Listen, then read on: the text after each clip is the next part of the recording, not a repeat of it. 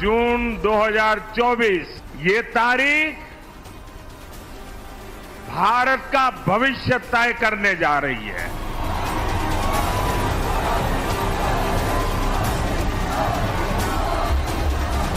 4 जून को देश एक नई उड़ान के लिए पंख फैलाएगा।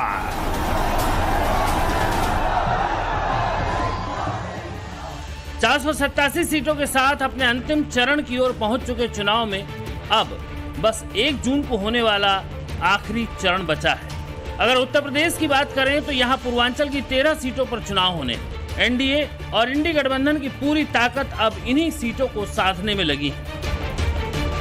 सियासी ताकत की ये 2 तस्वीरें आपके टेलीविजन स्क्रीन पर है। ये वाराणसी की काशी विश्वनाथ की नगरी वाराणसी से पूरे पूर्वांचल को ये संदेश देने की कोशिश की जा रही है कि कौन कितना ताकतवर है।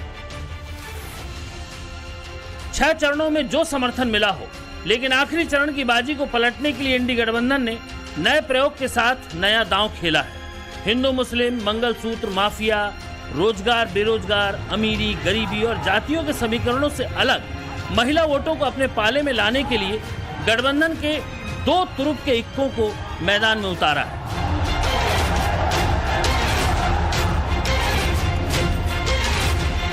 पहली है कांग्रेस की महासचिव और मुखर नेता प्रियंका गांधी और दूसरी है यूपी में भाभी नाम से चर्चित समाजवादी पार्टी के प्रमुख अखिलेश यादव की पत्नी डिंपल यादव।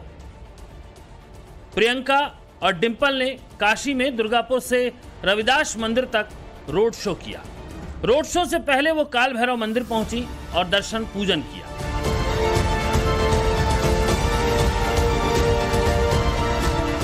डिंपल जी, जो भीड़ आज आप लोगों ने देखी, एक भारी हुजूम, एक बड़ा स्वागत आप लोगों का कैसा लग रहा है? मैं समझती हूँ अगर पूरे प्रदेश की बात की जाए तो जहाँ जहाँ सभाएं रोड शो हो रहे, भारी हुजूम निकल के बाहर आ रहा है। बहुत युवाएं, महिलाएं, माताएं, बहनें सब निकल के शामिल हो रही है और कहीं ना कहीं संकेत दे रही है कि परिवर्तन की तरफ अब देश बढ़ चला है। लेकिन प्रधानमंत्री जो कह रहे हैं कि 400 पार और जो अमित शाह की तरफ से कहा जा रहा है, उसका क्या जवाब है आप लोगों के पास? मैं समझती हूँ यह जो लड़ाई है, यह लोकतंत्र और कहीं ना कहीं संविधान बचाने की लड़ाई हो रही है। जहां आप जो प्रत्याशी है उसको पुलिस की नजर में घेराबंदी कर रहे हैं आप प्रत्याशियों की, तो मैं समझती हूँ कहीं ना कहीं पूरी तरह से लोकतंत्र को खत्म करने की साजिश हो रही है, क्योंकि भारतीय जनता पार्टी समझ गई है कि उत्तर प्रदेश में वो बुरी तरह हार रही है। अखिलेश जी पर भी निशाना साध रहे मोदी जी, कह रहे हैं कि अखिलेश जी राहुल जी के संगत में आकर उनको समझ नहीं आ रहा है क्या बोले वो। मैं समझती हूँ कि युवा, हमारे माताएं बहनें, हमारे जवान और हमारे किसान इस बार परिवर्तन के लिए वोट डालने के लिए तैयार हैं।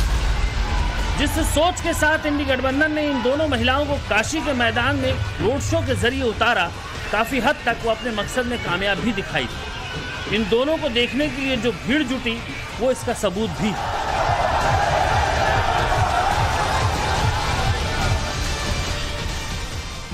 बस सवाल इस बात का है कि जो भीड़ रोड शो में दिखाई दे रही है, क्या वो 1 जून को बूथ तक पहुंचेगी? अगर बूथ तक पहुंचती है तो क्या वो इंडी गठबंधन के प्रत्याशी को वोट करेगी? क्योंकि बीते 6 चरणों के दौरान अगर देखें तो भीड़ तो नेता बहुत जुटा पा रहे हैं, लेकिन उसको अपने समर्थन में नहीं मोड़ पा रहे हैं। ये बात अलग है कि 80 सीटों वाले यूपी में 62 सीटों पर मैदान मारने उतरे अखिलेश और 17 सीटों पर बाजी पलटने उतरे राहुल गांधी ये दावा जरूर कर रहे हैं कि इंडी गठबंधन इस बार 80 के 80 सीटें जीतने जा रहा है। जैसे ही चुनाव पूर्वांचल में आया है और चुनाव इधर आ गया है, अब तो लग रहा है कि 80 की 80 सीटें इस बार इंडिया गठबंधन जीतने जा रहा है। और ये तो ब्रेकिंग न्यूज नहीं है 80 सीट जीतना। क्यूटो, आपके बगल की लोकसभा की सीट, ये काशी नहीं है, ये क्यूटो है। और क्यूटो के लिए सुपर ब्रेकिंग न्यूज यही है कि इस बार प्रधान सांसद जी क्यूटो वाली सीट भी हारने जा रहे हैं।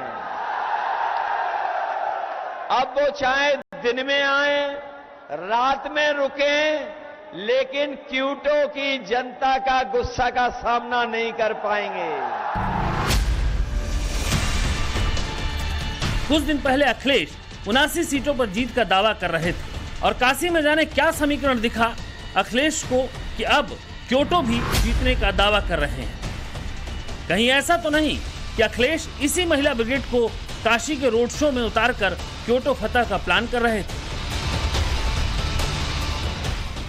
सिर्फ काशी की अगर बात करें तो देश के प्रधानमंत्री नरेंद्र मोदी यहां से चुनाव लड़ रहे हैं और बहुत मजबूती से चुनाव लड़ रहे हैं।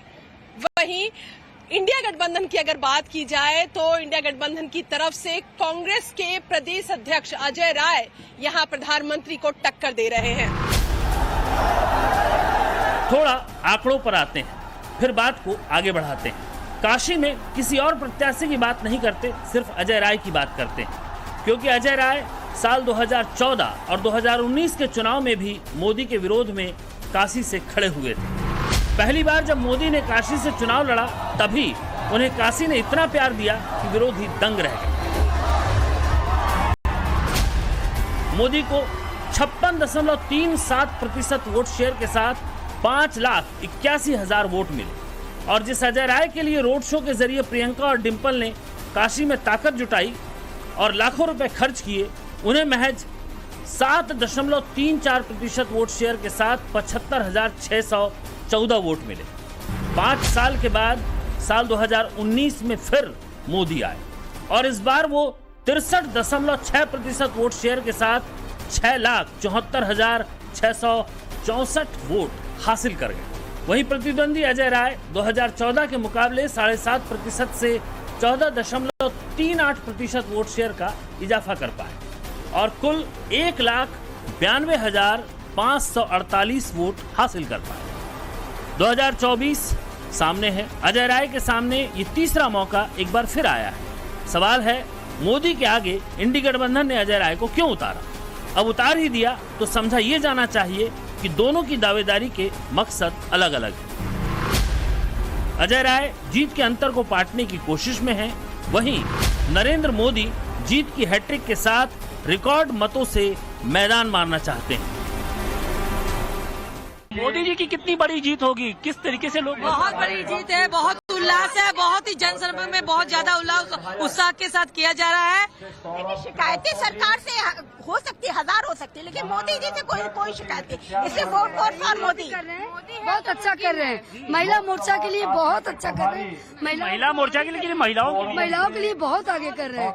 इतना बढ़िया हम लोग एक साथ शामिल हो रहे हैं, उनके कार्यक्रम को कर रहे हैं, हम लोग आनंद पूर्वक कर रहे हैं, जरा सा भी परेशानी नहीं हो रही है। पूरी काशी मोदी जी के साथ है, क्योंकि मोदी जी काशी के साथ हैं। मोदी के चुनाव प्रसार के लिए आए हैं। 20 तारीख को हमारी इलेक्शन हो गई, 21 तारीख से हम यहाँ हैं, 1 तारीख को वोटिंग होने तक यहाँ रहेंगे और 4 तारीख को मोदी जी जब वापस प्रधानमंत्री की शपथ लेंगे तभी हम लोग काशी छोड़ेंगे। विरोधी चाहे जो ताकत लगा लें, लेकिन काशी से तीसरी बार चुनाव लड़ने जा रहे मोदी के लिए पूरे बनारस में माहौल दिख रहा है। न सिर्फ ये जीत है, बल्कि जीत के रिकॉर्ड तोड़ संदेश की ओर भी इशारा किया जा रहा है। मोदी को मां गंगा के साथ साथ बाबा विश्वनाथ का भी आशीर्वाद है और इसके साथ ही बनारस की जनता भी उनके लिए पलक पावड़े बिछाए बैठी है और अब बस इंतजार है प्रधानमंत्री नरेंद्र मोदी का। 4 जून 2024 ये तारीख भारत का भविष्य तय करने जा रही है। अमृत काल के संकल्प, विकसित भारत का निर्माण, 140 करोड़ सपने, 4 जून को देश एक नई उड़ान के लिए पंख फैलाएगा। इसलिए करोड़ों लोग 4 जून का इंतजार कर रहे हैं। अगर इंडी गठबंधन प्रियंका और डिंपल के सहारे वाराणसी से पूर्वांचल की तमाम सीटों पर मैसेज दे रहा है, तो इधर मोदी और योगी ने भी ताकत झोंक दी।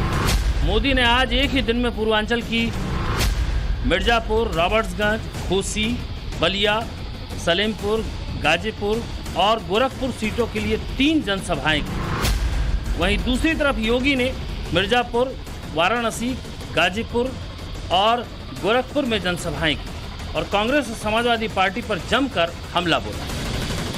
यह वोट जब कांग्रेस और समाजवादी पार्टी को जाता था तो वह देश का सम्मान बेचते थे, आतंकवाद और नक्सलवाद को देश के अंदर पनपाते थे, वे भ्रष्टाचार करते थे, बेटी और व्यापारी की सुरक्षा को खतरा बनते थे। पर्व और त्योहारों में माफिया खुली जीप में घुस करके, खुली जीप में चढ़ करके हिंदुओं को भय और दहशत के माहौल में जीने के लिए मजबूर करते थे। यूपी में इंडी गठबंधन प्रियंका और डिंपल के चेहरे को सामने लाकर अगर महिला वोट बैंक को अपने पाले में लाने की कोशिश कर रहा है तो उसे महिला सुरक्षा को लेकर खींची गई योगी की लंबी लाइन को पार करना होगा। माफियाओं के आतंक से मुक्ति और लोगों के दिलों से दहशत को खत्म करने का जो बीड़ा योगी ने उठाया वो पूरा उत्तर प्रदेश देख भी रहा है और जान भी रहा है। इतना ही नहीं, महिलाओं के दिलों में बसने वाले मर्यादा पुरुषोत्तम राम की लहर भी योगी के साथ है, जबकि आस्था के मामले में तो विपक्ष ने चोट ही की है। आप याद करिए 2014 के पहले हम सब नारा लगाते थे, एक ही नारा होता था कि रामलला हम आएंगे, मंदिर वहीं बनाएंगे, बोलते थे ना। और ये समाजवादी पार्टी और कांग्रेस के लोग हम पे हंसते थे ना। ऐसा कोई मुद्दा नहीं, ऐसा कोई काम नहीं और ऐसी कोई वजह नहीं जिसमें विपक्ष मोदी और योगी के आगे खड़ा हो। इसीलिए विपक्ष के कोई भी सियासी समीकरण फिलहाल सधते हुए नजर तो नहीं आ रहे। ब्यूरो रिपोर्ट, टाइम्स नाउ, नव भारत।